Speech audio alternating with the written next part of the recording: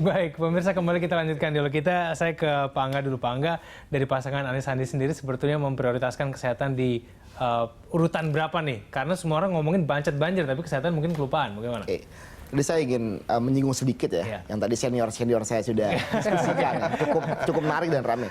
Tapi prinsipnya dari Mas Anies dan Mas Sandi ini, kita ingin membangun Jakarta ini tanpa air mata. Artinya proses pembangunan ini harus dilakukan dengan mengedepankan bagaimana proses komunikasi dengan masyarakat secara baik.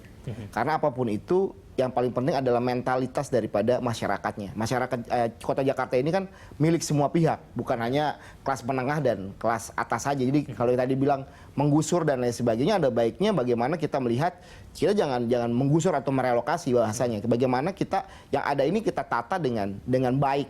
Kita tata dengan baik. Pak Anies mau berjanji tidak akan menggusur? Kita kan tidak akan menggusur, kita tata dengan baik, kita lakukan proses komunikasi dengan baik. Dan sejatinya juga Pak Jokowi tentunya ini juga melakukan hal yang seperti itu. Jadi saya pikir kita inline dengan apa yang dilakukan oleh pemerintah pusat. Nah, terkait tadi poin-poin yang ingin kita sampaikan, artinya tadi program-program kesehatan itu tidak melulu kan soal rumah sakit yang besar, rumah sakit dengan segala fasilitas, tapi itu terkait juga bagaimana kita mengedepankan sosok ibu dan perempuan. Ini karena ini kan garda terdepan dari bagaimana membangun kualitas SDM. Nah, kita akan membuat suatu program-program yang konkret. Contohnya mengenai bagaimana kan ini Jakarta ini kota yang sibuk. Rata-rata bukan hanya suami yang bekerja, istri juga ada yang bekerja. Jadi kita akan buat daycare lah di berbagai tempat. Kita akan buat, karena kalau anak kecil balita ini tidak ada yang ngurus kan juga karakternya kan mungkin akan berbeda. Nah, kita akan lakukan program itu. Yang lainnya juga kita akan berikan bagaimana cuti melahirkan untuk para suami. Nah, ini salah satu yang ingin kita sampaikan agar bahwasanya tanggung jawab ini bukan hanya pada istri, tapi konsekuensinya banyak loh. Ya, ini kan ada suami disuruh cuti. Ini kan ada beberapa program terobosan ya, yang kita pikir ke depan ini harus menjadi salah satu prioritas yang harus kita lakukan. Sebagaimana juga. Baik. Pak Angga, mohon maaf waktu kita terbatas, kita punya waktu 3 menit sebelum selesai. Masing-masing saya berikan 1 menit untuk menambahkan kira-kira apa yang mungkin belum disampaikan. Ya, Mas Kevin, silakan. Tadi kedua teman saya ini, adik-adik saya lah ya. Kita damai-damai saja. Damai. Tadi kan menyinggung soal pentingnya posisi perempuan ya dalam program pelayanan kesehatan. Kalau mengutip apa yang selalu Bang Ansilema sampaikan, kami selalu memberi bukti, bukan janji.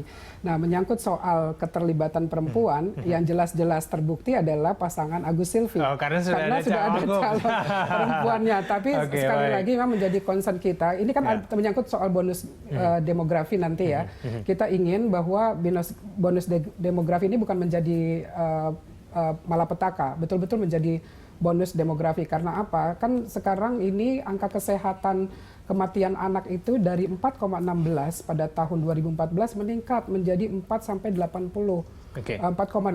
per 1000 anak. Jadi ini kan ada sesuatu yang menjadi perhatian kita ya. Bagaimana tadi menyinggung apa yang disampaikan oleh Mas Angga, Mas Ansilema, bahwa generasi penerus, bahwa manusianya yang akan kita sehatkan. Tetapi pada kenyataannya angka yang ada di hadapan kita ini, kematian anak-anak, kemudian kualitas kesehatan anak-anak juga semakin hari semakin menurun. Baik. Jadi, Mbak Lema, mohon maaf Bu, sudah 1 menit, 1 menit saja saya kira. Untuk memberikan pelayanan kesehatan yang baik, tentu aspek prasarana, sarana, dan juga tenaga medis ini harus dipersiapkan. Jadi ini tidak bisa dipisahkan. Kerap kali kami dikritik dengan mengatakan hanya membangun fasilitas infrastruktur. Tetapi apakah kita pernah berpikir bahwa infrastruktur, sarana dan prasarana yang dibangun itu manfaatnya untuk manusia, ya? Manfaatnya itu untuk masyarakat. Masyarakat yang merasakan sendiri. Kalau ada fasilitas yang bagus, orang sering datang, orang katakan apa? Loh, kok rumah sakit begini aja fasilitasnya? Nah, di sisi lain, kita tahu bahwa dengan fasilitas yang prima akan memberikan pelayanan yang prima. Jadi dokter, perawat, bidan itu juga bisa bekerja kalau ada fasilitas yang baik. Yang pertama. Yang kedua, ada 19 puskesmas setingkat kecamatan yang ditingkatkan menjadi rumah sakit yang dilakukan oleh Basuki dan Jarot pada periode ini. Yang berikut, beberapa rumah sakit yang ada di Jakarta, ya saya sebut aja, misalnya rumah sakit umum di Koja, itu dibangun Tower A. Dan itu ada banyak sekali kamar yang dibangun dan kemudian masyarakat bisa mengakses itu. Berarti tidak hanya fokus terhadap tenaga, tapi tidak hanya fokus dari dan penunjang, satu, tapi ada tenaganya satu juga hal, ya? satu hal. Misalnya tadi sempat disinggung soal pasien kanker ya kalau tidak salah ya, Mbak Lena ya, yang ke RSCM itu loh. Yang semua banyak akhirnya harus ke situ. Nah, Pak Ahok beberapa waktu lalu dan sampai hari ini itu kan ingin memberdayakan yang namanya rumah sakit sumber waras. Ya, tapi itu pertimbangannya sebenarnya. Fasilitas kelas 3 Sehingga itu bednya masih hanya sekitar 2.500. Rumah sakit sumber waras itu maksudnya apa? Maksudnya supaya ya pasien-pasien ini semua bisa diarahkan ke situ. Karena apa?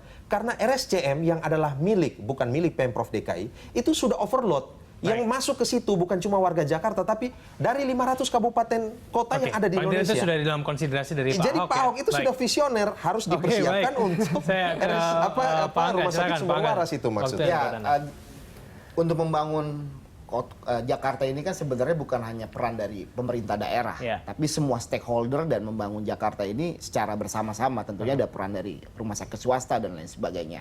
Concern utama dari kita mengenai program kesehatan ini tentunya adalah bagaimana sebenarnya penyerapan anggaran juga daripada implementasi kebijakan. Nah, kita lihat dari program Pak Ahok banyak terobosan-terobosan dilakukan, kita akui.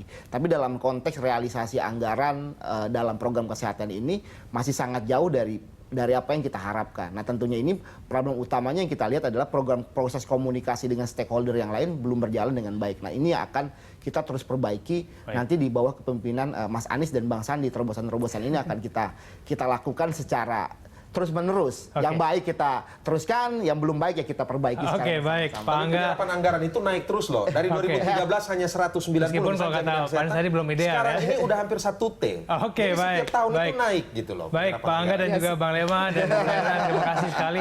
Suasana sudah menghangat, tapi sayang sekali waktu kita terbatas. Terima kasih atas waktunya, selamat siang. Dan pemirsa, demikianlah Dialog Langsung pada hari ini. Anda bisa memberikan informasi dan saran kepada kami lewat email ini@berita1.tv atau follow kami via Twitter, Facebook, dan YouTube. Nantikan langsung setiap hari pada pukul 13 sampai 14 waktu Indonesia bagian Barat. Terima kasih atas perhatian Anda. Sampai jumpa.